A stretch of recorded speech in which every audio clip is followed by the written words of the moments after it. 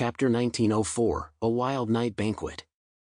Jeangi believed that the spear of Longinus was most likely stored beneath the commander's residence. However, without a detailed topographical map, it was indeed impossible to infiltrate it easily. Don't worry, we will still have the opportunity to go there later. We can take the opportunity to investigate when the banquet begins. Time passed quickly while they waited. The commander loves East Guangdong cuisine after all, and it's been a while since he's had some. With a new cook who's also quite good, of course he has to enjoy himself. So the next afternoon, Choi Jae drove to Jeangi's place with his men. Upon seeing Choi Jae, Jeangi put on a flattering expression. "Commander, what can I do for you?" Choi Jae entered the room and casually looked around. When he saw certain marks on the bedsheets and sofa, he nodded with satisfaction. He then said to Jeangi, "The commander is holding a dinner party tonight. As the chef, you need to go there early to prepare the food. Remember, make it authentic Eastern Guangdong cuisine." With that, he took a note out of his pocket and handed it to Jeangi. Jeangi took it and almost couldn't help a twitch at the corner of his mouth. It read, "Dragon, tiger and phoenix, steamed water fish, braised rabbit head, fried frog and braised beef tongue, among other delicacies." The commander's tastes are truly extraordinary. Once a person gets used to a good life and eats all kinds of delicacies, they will crave the unusual. Jeangi said unemotionally, "Are the ingredients ready? When I cook, I must use the freshest ingredients." Choi Jae raised his glasses. "We will prepare all the ingredients, so you don't need to worry." It seems that because of the previous example of Hyun Hae-soo's defection, Choi Jae did not let Jeangi choose the ingredients himself. Jeangi didn't mind, because he didn't have to eat any of it anyway. So he was led downstairs by Choi Jae's subordinates, while Choi Jae called over the young black woman and asked her in a low voice, "Have you noticed anything wrong with him?" The black woman looked bashful. "His problems are huge." Choi Jae's brows furrowed, and the black woman's smile blossomed like a flower. "I have never had such a pleasant experience. He is like a crazy lion, completely conquering me." Choi Jae's face looked a little strange. "So powerful?"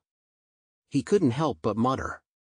However, this also dispelled some of his doubts about Jeangi. After all, it seems that Jeangi perfectly fits the 2 points of being greedy for money and lustful. The more a person has these problems, the more trustworthy they are, because such a person will not put their life at risk. Jeangi got into the car, but this time, the curtains in the car were not completely drawn. They had already arrived in Prison City, and there was no need to prevent him from seeing the road, as he could not escape like Hyun Hae-soo in the future. Sure enough, an hour or so later, they boarded the ship and then set foot on the island. The island looked even more extraordinary during the day. Jeangi even felt that his own Tianhai fortress was not as luxurious as this, because Commander Sane really brought the words of extreme extravagance to the fullest. He collected the resources of the entire Keiji kingdom just for his own enjoyment. When cooking, there were also special people guarding the side. Jeangi did not show any abnormalities. He would not do anything during the day. It was not until the evening, after the dinner began, and the commander and the upper-class figures from Prison City who attended the meeting had gotten drunk, that Mu Yan was allowed to lead the others to infiltrate the official residence in a shadowy manner and conduct a search. Nothing special happened throughout the afternoon. As Choi Jae had said, Commander Sane usually did not wake up until midnight. This was important information for Jeangi. In the future, he would have to avoid this time frame when going out. It wasn't until after 10 o'clock at night that the entire island began to liven up.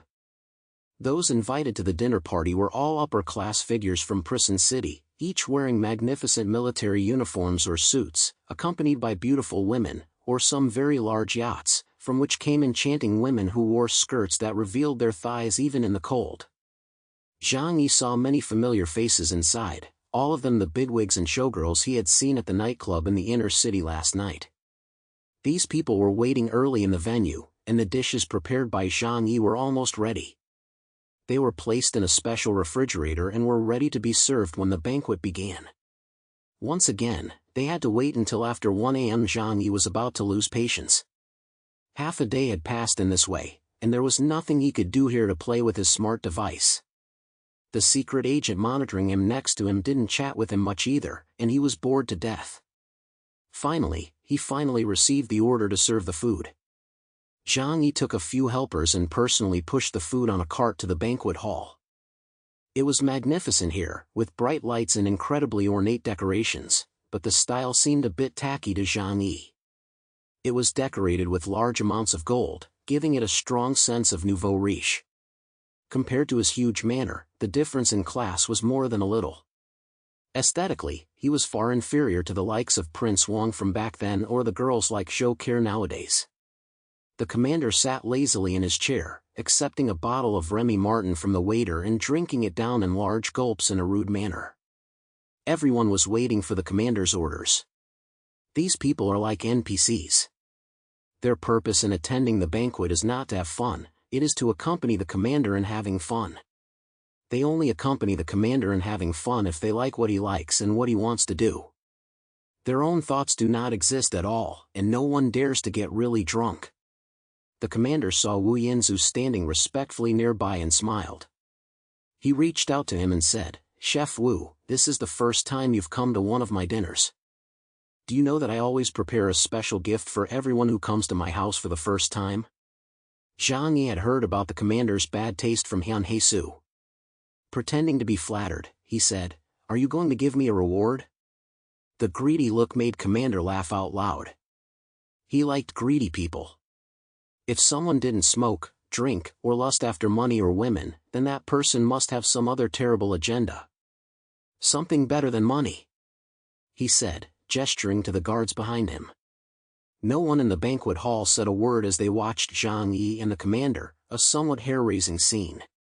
Soon, the security guards led a donkey over, with a bundle of red flowers tied to its head. Jeangi frowned. Did he want to eat donkey meat today? But they didn't have to bring the ingredients now. Jeangi thought for a moment and asked, "Commander, do you want to eat donkey meat sashimi?" Commander Sane suddenly raised his voice. "Wu, how can this donkey be used for food? This is such a waste." He called Jeangi over to the side and whispered in his ear with a wicked grin, "When I was doing business in eastern Guangdong, they taught me a special way to play, called patting the donkey's bottom. Jeangi had a face full of question marks. He had heard of flattery, but never of donkey patting. At that moment, in shadow space, Hyun Haesu's voice was transmitted directly to Jeangi's brain via electronic signal. "Holy cow! Mr. Zhang, this guy is trying to scam you. It's over, it's over, it's over." Jeangi's head was a little confused. Although he didn't know what was going on, he could sense that it was going to be bad. The others in the banquet hall didn't look like they knew what was about to happen either, all curiously watching the two men and the donkey. Commander Sane appreciated Jeangi's look of complete ignorance of what was about to happen. He laughed. "This so-called patting the donkey on the butt is natural, you understand?" Jeangi was silent. Everyone present was also silent. The faces of Choi Jae and the other members of the Imperial Guard were expressionless, as if they were used to the commander's eccentricities. But deep down, they were all thinking, "Holy shit." Jeangi admitted that in his 30 years of life, he had rarely experienced anything like this. Even when he repeatedly jumped between life and death, he had never been in a state like this. His brain had simply shut down. A complete shutdown. Seeing the bewildered face of the Wu Yanzu in front of him, who had directly turned to stone, the commander laughed happily. He slapped Jeangi directly on the butt and said with a stern face, "Why, I specially let you experience this special form of entertainment. Don't you want to?" Jeangi came back to his senses and turned his neck as stiff as a robot. His face turned white, really white. At this moment, an impulse arose in his mind. "No more pretending, I'll fight you to the death." Although he had considered that lurking was hard work and that he might have to pay a price if necessary, this was something Jeangi could never accept. At this moment, not only Jeangi could not accept it, but also his teammates in the shadow space, who had all collectively fallen into a daze. Suddenly, Yang Xinxin was the first to react. Her voice, which was unusual for her, trembled as she shouted at Jeangi, "Brother, brother, don't ever agree to it." She couldn't imagine her favorite and most admired brother Jeangi marrying a donkey. Jeangi's mind was in a complete mess at this point. His expression made Commander Sane very happy. His favorite thing was to tease others and see them make a fool of themselves. "Hey, Chef Wu, what are you waiting for? Are you trying to reject my kindness?" Commander Sane said with a stern face. Jeangi was caught in a dilemma. First and foremost, the most important thing was that he absolutely could not pat the donkey's butt. But right now, in Commander Sane's territory, the price of directly confronting the commander would be extremely heavy. Even today, he was not sure if he could confront Commander Sane here. The commander's residence is definitely the area where his power is the strongest. Jeangi is confident that he can escape from him, but he is not sure that he can kill him. If the enemy is alerted, then it will be even more difficult to obtain the Spear of Longinus. By that time, all efforts will be in vain. No matter which result, Jeangi does not want to face it. Jeangi's mind is racing, and he has always been quick-witted. If you want to solve a problem, the best way is to solve the person who asked the question. What is Commander Sane's purpose in asking him to do this? First, to test whether he is a spy.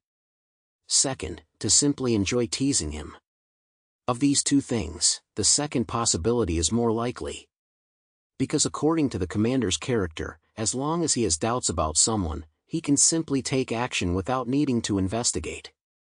Time was running out for Jeangi, and his mind was racing as he finally found a way to solve the problem at hand. He deliberately put on a miserable look and bent over, rubbing his lower back. "Commander, how could I possibly refuse your kindness? It's just that the beauty you gave me last night was too amazing. When I got up this morning, my legs were weak, and now I'm powerless." Jeangi knew very well what kind of mentality Commander Sane had.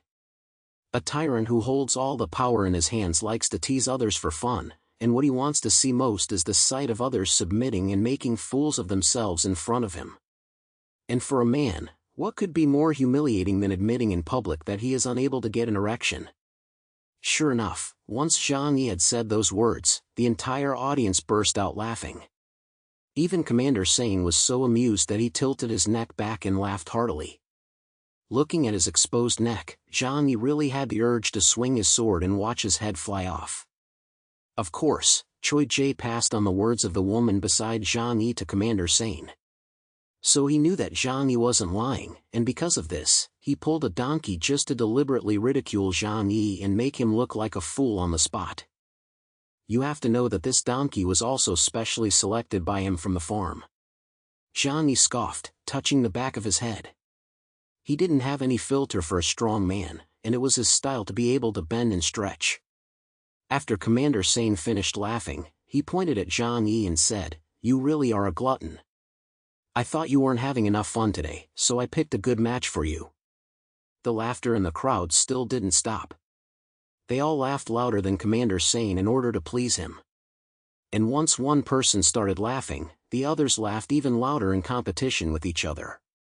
It was like a bunch of clowns. Commander Sane stopped laughing, and many others followed suit, except for one officer who had laughed too hard and couldn't stop. Commander Sane glanced at him, and a flash of disgust crossed his eyes.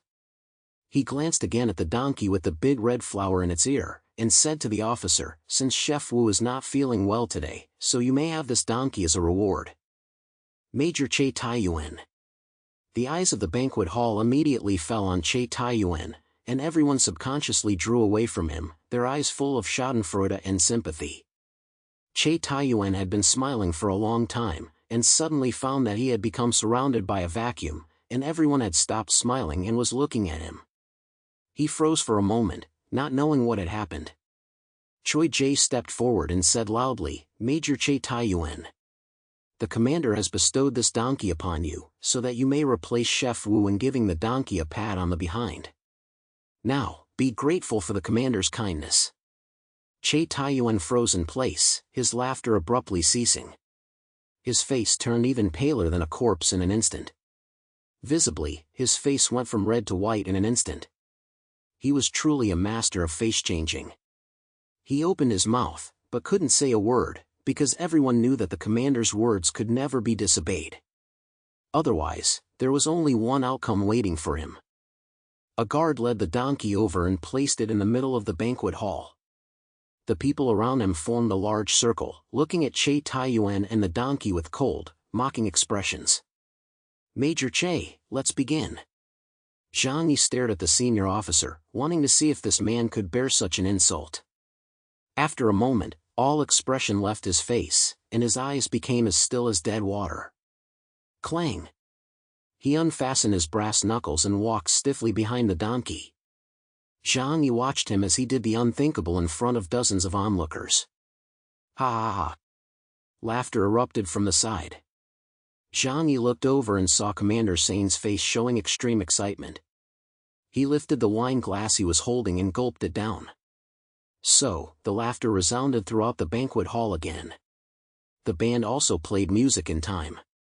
People laughed and danced happily, surrounding Che Taiyuan and beginning to move rhythmically and chaotically along with him. Ha ha ha! Ha ha ha! The happiness was shared by everyone, including the donkey, except Che Taiyuan. Jeangi also laughed, but inside he just felt the scene was incredibly absurd. That night, Jeangi also received a wine glass that represented the identity of a member of the imperial household, and they played for the whole night. They played all kinds of ridiculous games. When the mood was at its peak, Commander Sane even told the red and blue flowers to strip naked and jump into the pool, squealing like pigs. He walked over, put his arm around Jeangi's shoulders, looked around with disdain in his eyes, and swept his fingers around the crowd. "What do you think? Wasn't my banquet wonderful and exciting?" Jeangi nodded. "It really opened my eyes. I have never heard of such an exciting and spectacular dinner party, let alone seen it anywhere else." Commander Sane's face showed a smug expression. "Of course, my banquet must be the best in the world." He patted Jeangi on the shoulder. "Wu, you are a very interesting person. I like you very much. Tonight, of all the women here, if you fancy any of them, just let me know, and I can give her to you." Ha ha! Jeangi heard this and deliberately swallowed a mouthful of saliva, his gaze falling on those women. But then he shook his head. "That's not a good idea, they all seem to have a name with a master." "Hey, what's not okay?" "I said it's okay. You can take whichever one you like to the back right now." Jeangi licked his lips, revealing a lecherous look, and then after hesitating for a long time, he ordered 4 in one go. At this time, Choi Jae suddenly spoke up from the side. "Wu, didn't you say you weren't feeling well today?" Jeangi said with justification, "That's because you don't know what's going on. I have other methods." Commander Sane laughed even harder. He had someone bring the 4 women over, and arranged a room with a large bed for Jeangi. Jeangi was also very unceremonious, leading them over with lecherous eyes. He knew that this was also a test. After arriving in the room, he did the same thing again. Having already mastered the entire KG Kingdom network, Lu Karen tricked the surveillance, and Yang Xinxin then created an illusion for them. Jeangi sat by the window in the room, watching them wriggle and squirm on the bed like silkworm cocoons, but his heart did not waver in the slightest. "They're having a great time, and we need to start moving too," he said to the shadow at his feet. "Mu Yan, start searching the mansion according to the original plan." Mu Yan's ability to hide can reach its peak in the dark, and only a top-level mutant with space abilities like Jeangi can detect it. At this time, the top experts in the mansion are all protecting Commander Sane and a group of upper-class figures near the banquet hall, so it is actually easier to infiltrate other places. Without hesitation, Mu Yan immediately left the room along the crack in the doors, as previously discussed. Jeangi sat in the corner of the room and silently lit a cigarette. Ken Sane's madness exceeded his imagination. His model for humanity had reached the level of a monster. In his eyes, Jeangi saw a sense of inhumanity. This was perhaps inevitable. A being who had obtained supreme power through killing by force, and everyone must submit to his rule, would really believe that he was a god after a long time. And everyone else was a lower creature. Jeangi had once felt similar emotions, but because he was surrounded by the company of loved ones, elders and friends like Zhou Qi, Uncle Yu and Fatty Su, he was able to retain his humanity. Therefore, he understood that once a person begins to lose their humanity, they become terrifying. It was precisely for this reason that he had to heavily rely on alcohol, crazy games and playing with people's emotions in order to find the side of himself that belonged to humanity. Just now, for a split second, Jeangi had the urge to kill him. However, after considering the consequences, he did not do it. After I get the spear of Longinus, I will leave immediately. Let them sort out the mess in this place themselves. Jeangi muttered. But at this time, a voice sounded in his heart again. If there is no intervention from an external force, then this country will forever become the paradise of that madman. Jeangi retorted, what does that have to do with me? I'm not in a position to shoulder the responsibility of saving a country. Besides, even if Commander Sane is eliminated, who can guarantee that the next one won't be even worse? The voice continued, no one can foresee the future. But if no changes are made, the cage will only remain forever. Jeangi suppressed this restlessness within him. After gaining great power, he also felt a sense of superiority, and occasionally wanted to be a savior, for example. However, at the moment, he knew that he would be unable to defeat the opponent within the commander's territory, so he would not take any risks.